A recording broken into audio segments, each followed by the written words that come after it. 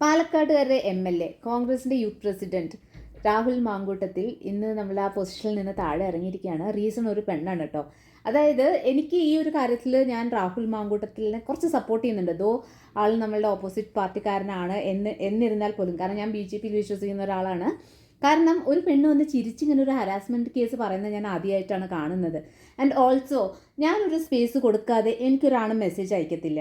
എല്ലാവരിലും ഒരു കോഴി സ്വഭാവം എന്തായാലും ഉണ്ടാവും. പക്ഷേ ഞാൻ സ്പേസ് കൊടുക്കാതെ എനിക്ക് മെസ്സേജ് അയക്കത്തില്ല. അതുപോലെ ഒരാണ് സ്പേസ് തരാതെ ഞാൻ ചെന്ന് മെസ്സേജ് അയക്കത്തില്ല. അത് നമ്മളെ എൻ്റർടൈൻ ചെയ്യുന്നത് കൊണ്ടാണല്ലോ ഇത്രയും എന്താ പറയുക മെസ്സേജസ് ഒക്കെ അങ്ങോട്ടും ഇങ്ങോട്ടൊക്കെ അയച്ചേക്കുന്നത്. ഇതെല്ലാം കഴിഞ്ഞതിന് ശേഷം എനിക്കിങ്ങനെ ഒരു മെസ്സേജ് വന്നു എന്ന് പറയുന്നത്, അതും ചിരിച്ചുകൊണ്ടൊക്കെ പറയുന്നത് ഞാൻ ആദ്യമായിട്ടാണ് കാണുന്നത്. മെൻ, ഒരു കാര്യം ഞാൻ പറയാം, എസ്പെഷ്യലി രാഹുൽ മാങ്കൂട്ടത്തിൽ പോലെ ഉള്ള പൊസിഷനിലൊക്കെ ഇരിക്കുന്ന ആൾക്കാർ, വലിയ പൊസിഷനിലിരിക്കുന്ന ആൾക്കാരൊക്കെ കുറച്ച് കെയർഫുൾ ആയിരിക്കണം. കാരണം ഇന്നത്തെ കാലത്തെ പെൺപിള്ളേർ അങ്ങനെയാണ്. I have seen lot of ladies, okay, ഭർത്താവ് വേണ്ട, കുട്ടികൾ വേണ്ട, they love to chill out with others husbands, അങ്ങനെയുള്ള കുറേ എണ്ണം ഉണ്ട്. അപ്പോൾ അങ്ങനെയുള്ളവരൊക്കെ ഉള്ള കാലത്ത് നിങ്ങൾ ഭയങ്കര കെയർഫുൾ ആയിരിക്കണം. കാരണം ഒരു ചാറ്റ് ഹിസ്റ്ററി അല്ലെങ്കിൽ ഒരു മെസ്സേജും കൊണ്ടാണ് ആ പെണ്ണെന്ന് വന്നിട്ടുള്ളത്.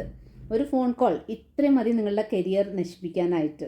സോ ഒരു പെണ്ണ് വിചാരിച്ചാൽ എന്തും നടക്കും. അത് നിങ്ങൾ എത്ര വലിയ കൊലകൊമ്പനായിക്കോട്ടെ, അത് അത്രയേ ഉള്ളൂ. കാരണം കള്ള് കേസോ കഞ്ചാവ് കേസോ മോഷണ കേസോ എന്തോ ആയിക്കോട്ടെ, പക്ഷേ പെണ്ണ് കേസ് എന്ന് വന്നു കഴിഞ്ഞാൽ അത് എന്താ പറയുക, ഭയങ്കര മോശമായിട്ടുള്ളൊരു കേസ് തന്നെയാണ്. നാറ്റക്കേസ് എന്ന് പറയില്ലേ, സംഭവം അത് തന്നെയാണ്.